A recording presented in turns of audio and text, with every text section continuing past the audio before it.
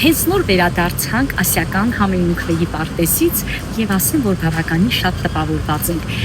Այդտեղ այդ սեփականատերերը կամ այսպես կոչված ձեռներեցները շատ փոքր տարածքի վրա հիմնել էին բարձրարժեք համեմունքային մշակաբույսերի պարտեզ եւ այնտեղ մեզ ներկայացրին հողից շուկա ամբողջ շղթան։ Ընդհանրապես շատ փոքր տարածքից ստանում էին բավականին եկամուտ եւ բավականին հայտնի էին այս տարածաշրջանում։ Նույնիսկ օնլայն առաքումներ, հետաքրքիր խանութներ, այնտեղ ներկայացվում էր ցանկացողների մշակության տեխնոլոգիան, վերամշակումը, չորացումը եւ պատրաստումը։ Միգուցե մի շրջայց կատարենք։ Այո, այս ասիական համեմունքների կենտրոնը իրոք շատ հետաքրքիր էր, տեսեք, ունեին նույնիսկ մի քանի երևի 100 տարվա պատմություն այս հերբարիումները, որոնք այսօր գտնվում էին այստեղ, ներկայացված էր ամբողջ համեմունքների, տայլանդական համեմունքների պատմությունը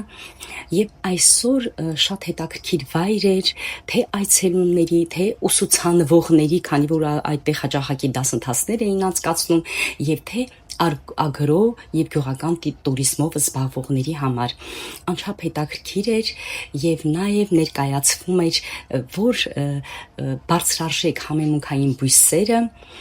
որ երկրից է ներկրվել եւ անցել մշակության մեջ, այսինքն տեսնում եք այդ պատը, այնտեղ նշված է ըստ մարդկանց կարելի ասել ծնված տարվա գարասկոպի այսպես կոչված ինչպիսի համեմունքներ պետք է օգտագործեն, որն է նրանց համար ավելի առողջարար եւ այսպիսի տեսնում եք նույնիսկ փաթեթավորում եւ ձևավորում։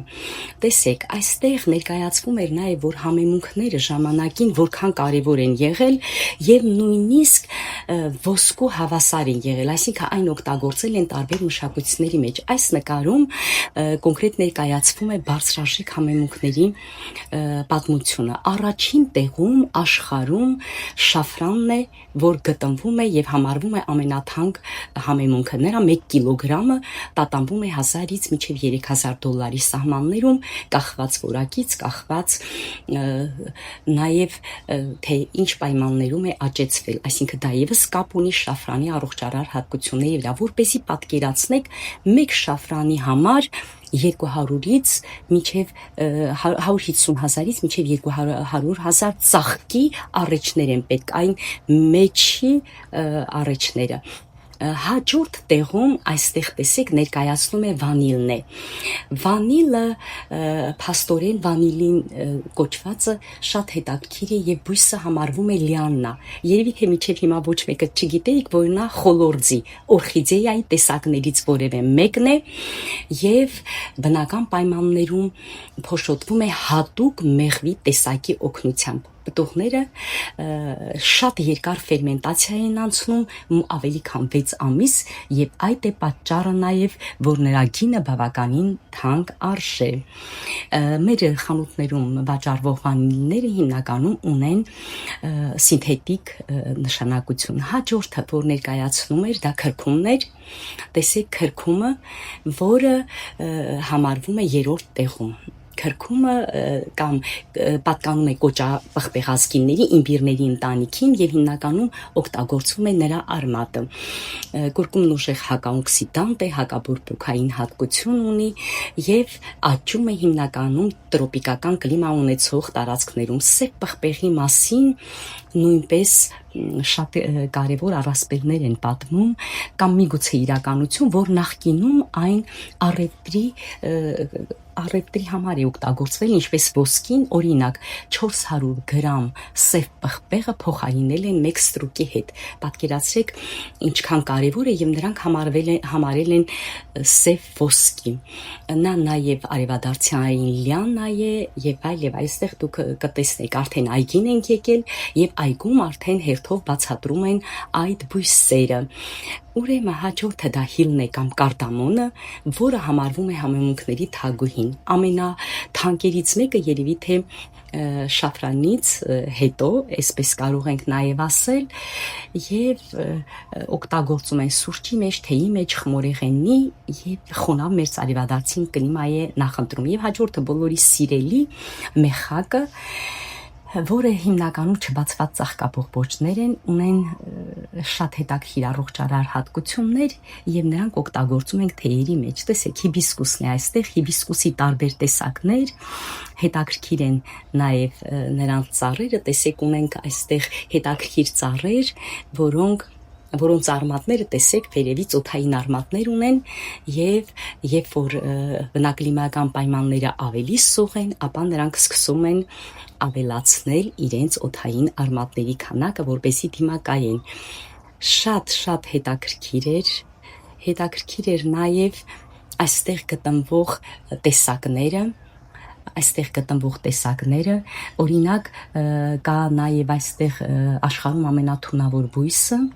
կոնկրետ այս մեկը, տեսեք, այս մեկը մեր անանասն է, անանասը փաստորեն բազմամյա խոտաբույս է համարվում, ինքը ոչ ծառ է, ոչ թուփ, եւ սովորաբար մենք էլ կարող ենք բազմացնել, երբ որ վերցնում ենք փաստորեն այդ արմավի ներողություն, այդ անանասի վերևի մասը տերևներով հանդերձ դնում ենք խոնավ հողի մեջ, մի քիչ ծածկում են, ապա նրանք մոտ 2 շաբաթից արմատակալում են եւ մենք կարող ենք հենց նային պայմաններում աճեցնել։ Մի շատ կարեւոր բան էլ նշեմ, որ իմ թվարկած այս բարձրարժեք բույսերից երևի թե միայն կրոկուսը, այսինքն շաֆրանը կարող է աճել մեր մոտ, դուք գիտեք, ձնծաղիկի տեսակ է շաֆրանը եւ կարող է աճել հատկապես մեր մեղմ բնակլիմայական պայմաններ ունեցող տարածքներում, Լոռի, Տավուշը, Սյունիքի հատվածներում եւ այլն, շատ ցուրտ պայմաններում ցրտահարվում է։ Այս ծառը, տեսեք, ամենաթունավոր ծառն է եւ նույնիսկ մարդիկ օգտագործել են այդ ծառը թունավորումների ժամանակ, այսինքն նա փոքր դոզաններով օգտագործվում են նաև բժշկության մեջ, պղպեղի տեսակներ են, իհարկե չեմ կարող ասել, որ այստեղ ավելի հարուստ են այս խոտաբույսերի տեսականին, ընդամենը 4-5 հազար մետրի վրա են աճում,